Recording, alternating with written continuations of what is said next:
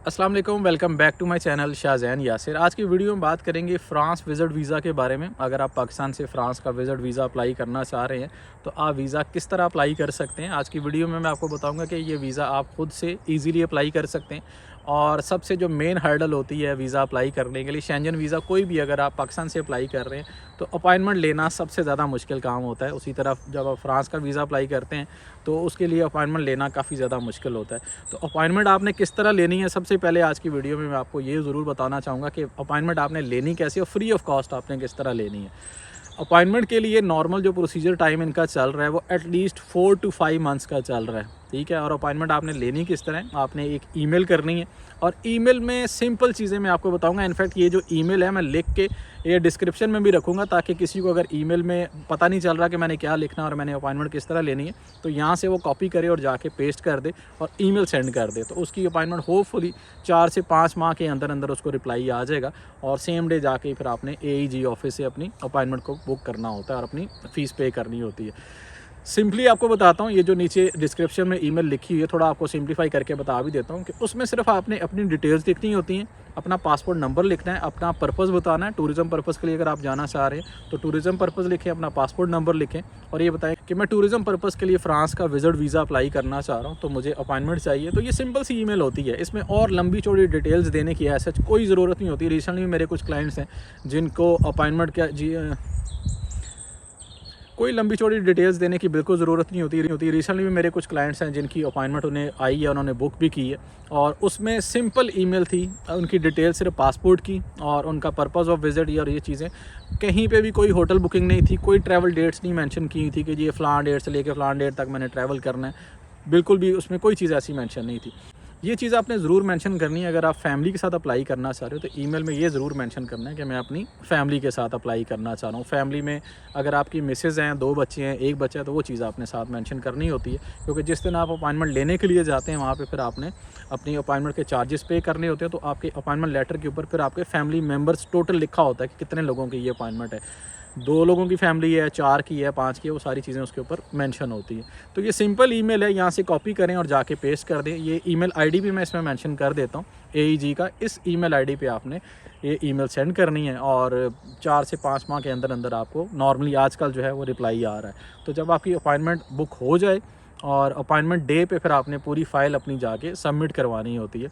अब फ़ाइल में क्या क्या चीज़ें इंपॉर्टेंट होती हैं, 2 तरह की प्रोफाइल होती है। एक तो अगर आप बिज़नेस कर रहे हैं तो फिर आपने बिज़नेस के डॉक्यूमेंट्स अटैच करने हैं, उसमें अपने बिज़नेस से रिलेटेड जो भी आपके पास डॉक्यूमेंट्स हैं, बिज़नेस के रजिस्ट्रेशन सर्टिफिकेट्स हो गए, चैम्बर का कार्ड हो गया, चैम्बर का सर्टिफिकेट हो गया, इसके अलावा FBI रजिस्ट्रेशन सर्टिफिकेट हो गया, NTN हो गया, टैक्स रिटर्न्स हो गए, ये तो सारी चीज़ें आपके बिज़नेस से रिलेटेड हैं। अगर आप जॉब कर रहे हैं तो जॉब के लिए आपने अपना एम्प्लॉयमेंट लेटर, अपना NOC और अपनी सैलरी स्लिप्स, ये सारी चीज़ें आपने अटैच करनी है। इसके अलावा जो बाकी डॉक्यूमेंट्स हैं उनमें आपका पासपोर्ट, आपका CNIC, आपका FRC, MRC, ये सारी चीज़ें आपको रिक्वायर होती हैं। और अगर आप फ़्रांस विज़िट वीज़ा ख़ुद अप्लाई कर रहे हैं तो उसके लिए आपने कुछ चीज़ें प्रिपेयर करनी होगी, वो मैं आपको 1 बाय 1 बता देता हूँ।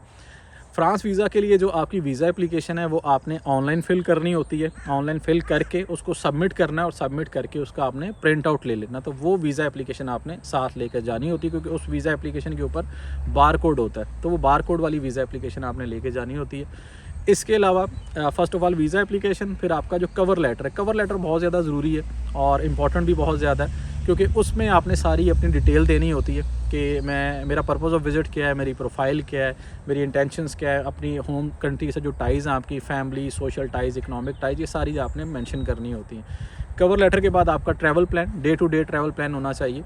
और अगर आप फ्रांस विज़िट करना चाह रहे हैं तो कोशिश करें कि मिनिमम जो आपका ट्रिप है वो 7 डेज़ का होना चाहिए। अगर थोड़ा सा इसको लंबा करना चाह रहे हैं तो 10 दिन का काफ़ी है। जो मेरे क्लाइंट्स हैं जिनके वीज़ाज़ अप्रूव हुए हैं फ्रांस के, उनका जो ट्रैवल प्लान दिया था वो 7 डेज़ का ही दिया था। इनफैक्ट फ्रांस के अलावा नीदरलैंड या जर्मनी का वीज़ा जिनका अप्रूव हुआ उनमें भी 7 डेज़ का ही प्लान दिया हुआ था। तो 7 डेज़ का प्लान इनफ होता है, तो ट्रैवल प्लान साथ ज़रूर लगाएं, day to day travel plan होगा। उसके अलावा आपकी होटल बुकिंग, 7 डेज़ की होटल बुकिंग होनी चाहिए और आपकी ट्रैवल इंश्योरेंस होनी चाहिए। इसके अलावा आपकी जो फ़्लाइट रिजर्वेशन है, ये जितनी मैंने चीज़ें आपको बताई हैं ये सारी आपने खुद प्रिपेयर करनी है। तो अगर आप किसी से सर्विस ले रहे हैं तो ये सारी चीज़ें वो आपको प्रोवाइड करेंगे।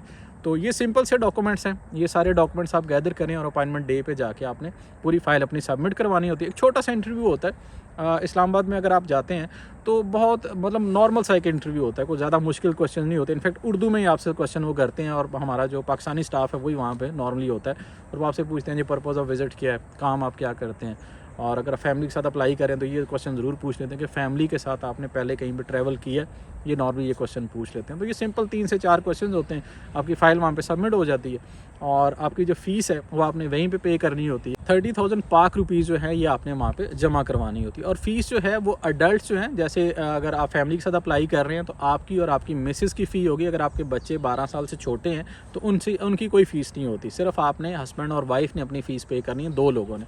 और अगर आपके साथ 2 बच्चे भी हैं तो बच्चों की फ़ीस आपने नहीं वहाँ पे जमा करवानी, बच्चे बिल्कुल फ्री ऑफ कॉस्ट होते हैं। तो इस तरह आपका वीज़ा अप्लाई हो जाता है।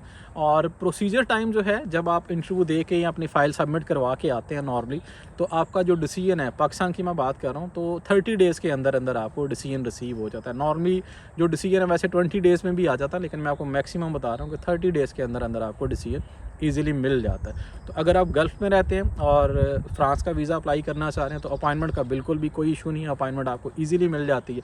क्योंकि गल्फ़ में रहने के यही मज़े हैं, चाहे आप सऊदीया में हैं, यूएई में हैं, कहीं पे भी हैं आप, तो आपको अपॉइंटमेंट का कोई इशू नहीं होता है। चाहे आप शेंजन वीज़ा अप्लाई करना चाह रहे हैं, चाहे आप इनफैक्ट यूएसए वीज़ा अप्लाई करना चाह रहे हैं। अब पाकिस्तान से अगर यूएसए वीज़ा अप्लाई करें तो आपको 1 साल बाद की अपॉइंटमेंट मिलती है, लेकिन अगर आप सऊदीया से अप्लाई कर रहे हैं तो सेम वीक की अपॉइंटमेंट भी आपको ईज़िली मिल जाती है। अदरवाइज़ नेक्स्ट वीक की अपॉइंटमेंट तो सारी अवेलेबल होती हैं।